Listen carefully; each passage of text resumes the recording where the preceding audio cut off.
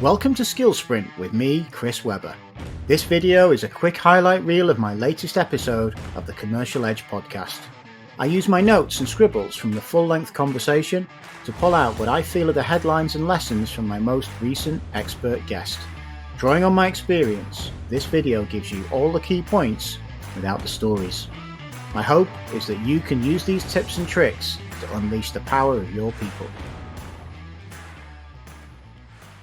Well, I've just had a conversation with Joe Perry, thinking about employment relations and the bigger picture of difficult conversations. And it was a really great conversation, a completely different angle to some of the other conversations we've had in this series of difficult conversations, really thinking about groups of people. And the thing that I took away from it as a simple tool is about change and a triangle of change. And what Joe talked about was at the top of a triangle, you've got the agreement, the negotiation that you might have had with the trade union, with the employment team, where you've agreed a contract or agreed something new that's going to happen in the business. Underneath that, you've had a process that you have gone through. And I know that within unionised organisations, the processes are often quite clear. But outside unionised organisations, I think there's an opportunity to be better on this.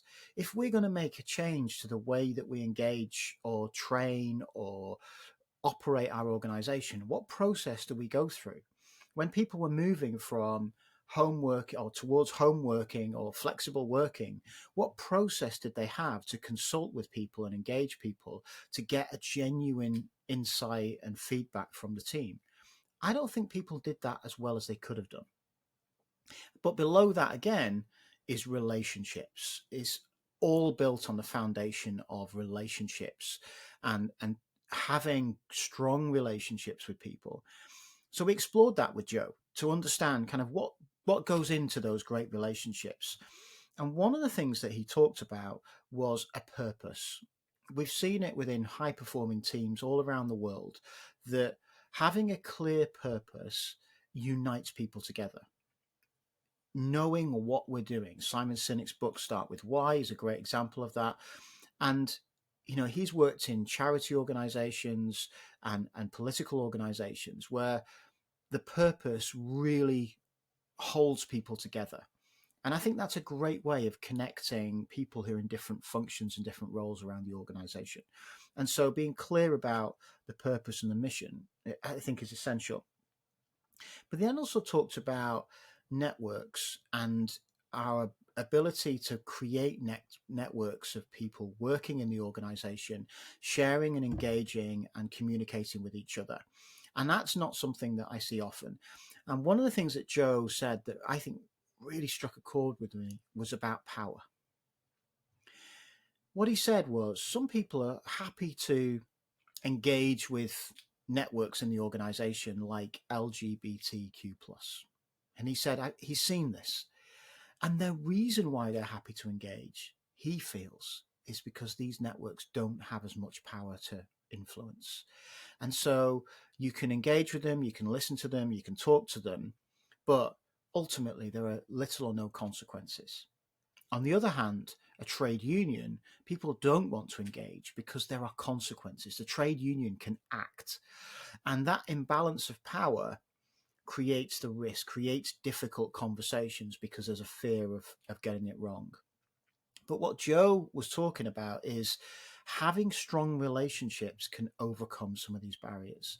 If you are listening and engaging with them, don't be afraid and really do connect with people, because that will make difficult conversations much easier to have.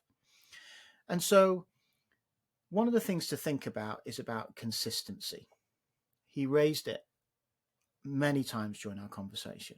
Being consistent with what you say, with what you do, and making sure that's consistent over time.